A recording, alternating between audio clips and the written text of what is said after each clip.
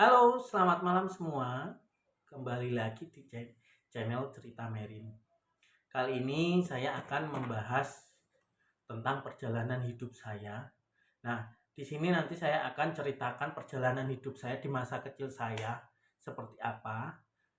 Nah, pas kedepannya saya akan kasih kasih konten-konten pengalaman-pengalaman hidup saya selama sampai sekarang ini dengan tujuan mungkin siapa tahu eh, orang bisa mengambil sisi positifnya. Jika negatif ya jangan dipakai, hanya sekedar cerita saja pengalaman hidup saya. Dan suatu kelak Merin dewasa nanti dia tahu perjuangan orang tuanya, papinya seperti apa, papi maminya seperti apa. Nah, nanti saya sharekan di sini.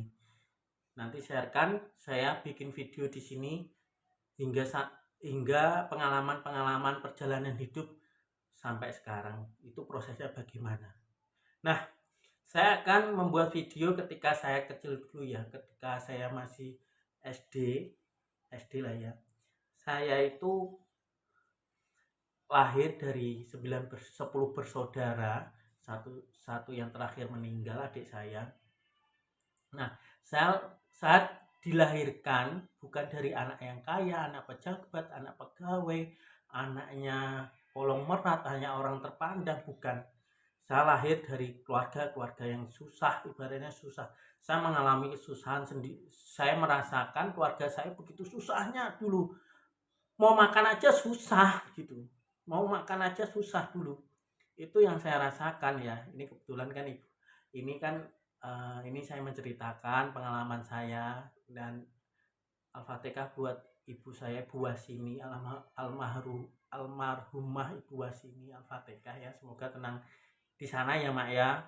Pokoknya pesene mak tak lakoni apa sing kirane aku iso nglakoni. Matur nuwun mak, aku wis mbok didik koyo ngene, iso koyo ngene, iso ngadeg jejeg koyo ngene iki ya mergo dongan mak. Kembali lagi ya.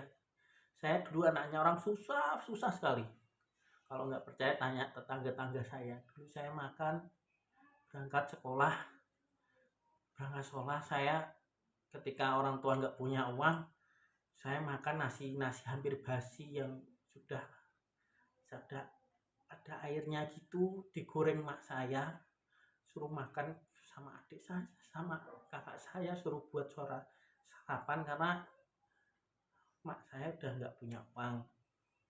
Terus mau utang tetangga lagi, kan dulu kita kalau nggak punya beras apa kan, eh, kita suruh utang dulu ke tetangga, ke kalau nggak salah dulu saya seringnya ke Leknar ya. Leknar saya suruh utang dulu ke sana, nanti mak setelah pulang jualan dibayar gitu. Nah, kemungkinan utangnya sudah banyak, mak nggak berani, orang tua ibu saya nggak berani suruh minta lagi. Jadi nasi yang kemarin itu masih dari tetangga ya, dari tetangga masih digoreng buat anaknya, disambel gitu, beli cabai berapa gitu, berapa di cabai buat sarapan gitu. Nah, setelah pulang sekolah, kalau emak saya memang tanggung jawab orangnya ya, emak saya itu anak harus sarapan semua, kalau berangkat sekolah harus sarapan semua, karena prinsip ibu saya itu anak nek masuk sekolah itu harus sarapan, karena itu buat bekal dia untuk memikir gitu. Jadi untuk modal tenaga, untuk modal memikir harus diisi, walaupun kayak gitu. Kalau enggak ya nasi gitu ya, nasi yang wadang lah, ibarat wadang yang hampir basi gitu. Ibu saya nyambel apa itu, nyambel tauge dulu, aduh, nyambel tauge, suruh makan bareng sama saudara-saudara. Nah, selepas dari itu pulang sekolah, kita pulang sekolah ya makan seadanya. Ibu saya kan kerja asongan, penjual jajan-jajan gitu ya, jajan-jajan orang Chinese gitu, asongan gitu, ya makan seadanya. Bahkan saya pernah nggak makan juga. Kalau nggak ada makanan kita mau minta mana, paling ya kita suruh minta lagi ke tetangga, suruh utang dulu gitu, nanti mak saya yang bayar pulang. Dan apa itu, ketika pulang jualan mak bayar ke yang kita mintain makan itu. Nah terus saya dari kecil udah bekerja. Dulu saya itu ya, saya pernah besik, tahu besik ya, besik di makam di Lubang. Di sana itu ibaratnya tempat lahan saya dari kecil cari uang itu di Lubang situ. Bagaimana saya mendapatkan uang itu? Saya bekerja di sana. Setiap ada orang yang ziarah gitu ya, ziarah, kita nyapu yang diziarahi keluarganya itu kita sapu. Itu ada teman saya itu, kalau namanya ya adalah sekarang masih di sana, itu teman saya itu ya, orangnya manggil Leni lah ya, semut lah ya, itu yang ngajak saya dulu itu bekerja. Jadi setiap ada orang ziarah dia yang membantunya, ayo besek, apalagi kalau hari malam Jumat itu tuh rame banget dulu. Kalau malam Jumat itu kita bisa dapat 20.000 sehari itu ya, dari pulang sekolah sampai mau maghrib itu bisa dapat 20.000. Apalagi kalau lebaran itu panen-panennya orang-orang besek zaman dulu itu jaya sekali. Dulu saya bisa dapat 200.000 zaman dulu ya, itu tahun 2000 2000 2001 2002 lah ya, itu bisa dapat 200.000 kalau hari raya itu. Menjelang dan sesudahnya itu ramai banget. Zaman dulu kan orang suka berkunjung gitu kan, berkunjung di makam, kita besek gitu. Nah saya itu ngalor ngidulnya sama semut itu, sama Leni itu. Jadi kebetulan dia itu anaknya Mbah Juru Kunci. Ibaratnya orang channelnya banyak. Ini si semut ini, si Leni ini channelnya banyak, orangnya enteng ngomongnya. Jadi saya ngekor ke dia. Pasti kalau sama dia saya dapat uangnya banyak. Dan dia kalau dapat seumpama bersihin kuburan gitu ya, dia nggak pernah baginya nggak rata, pasti rata. Kalau dikasih uang 5.000 ya saya 2.500, dia 2.500. Tidak pernah ibaratnya mentolong. Dia ibaratnya nggak mentolong, nggak ngerekes. Ibaratnya ngerekes apa ya, korupsi lah ibaratnya, nggak sebanding pembagiannya gitu. Makanya saya setiap pulang sekolah pasti saya ke kuburan itu. Kalau ini ya saya cari juwet, cari jambu mente sambil nunggu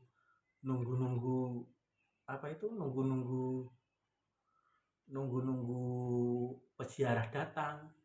Kan nggak setiap hari ada orang ke makam kan. Nah paling ramenya itu di hari Kamis. Kalau saya dapat uang 20.000 ya saya kasih mak saya buat beli beras mak, buat beli beras mak saya kasih 10.000 15.000, yang penting saya cukup untuk buat jajan. Saya ini nggak omong kosong ya, ini saya cerita real cerita beneran, tanpa saya buat-buat. Nanti kalau nggak percaya tanya teman saya yang namanya semut itu ya lah ini. Nah ketika makam sepi, ibaratnya sepi ya, ibarat makam sepi lah, ibaratnya nggak ada yang ziarah, itu saya diajak lagi sama semut itu ke kantor-kantor. Kalau ada rapat gitu saya diajak itu. Saya bahkan saya sempet ngemis itu, saya pernah ngemis ke, dulu ada akper ya, akper dulu itu kalau pendaftaran atau pengumuman itu rame banget, rame sekali itu banyak banget. Dan akhirnya saya ke sana ya, ikut ya, saya diajak minta lah ibaratnya. Namanya anak kecil, saya butuh uang buat ibu saya, buat saya sendiri, kebutuhan sekolah dan sebagainya gitu. Nah saya ikut minta lah ya, kalau ngemis kasar meminta, pak paringi pak, mbak paringi mbak. Dulu dikasih 1.500 2.000, apalagi kalau mbak akper yang anaknya keterima di akper itu pasti ngasihnya banyak, 10.000 20.000 15.000, itu banyak. Karena dia merasa senang anaknya diterima akper politeknik ya, kalau sana Politeknik Keperawatan Negeri, sekarang Polines ya, sekarang Polines kalau nggak salah ya, itu cabang Semarang yang ada di Blora. Itu kalau ada mbak pak Mbak paring ibu, ya kayak gitu saya dulunya itu. Pasti banyak yang nggak percaya. Nanti kalau nggak percaya tanya tanya teman saya, masih sekarang masih di Jelubang itu.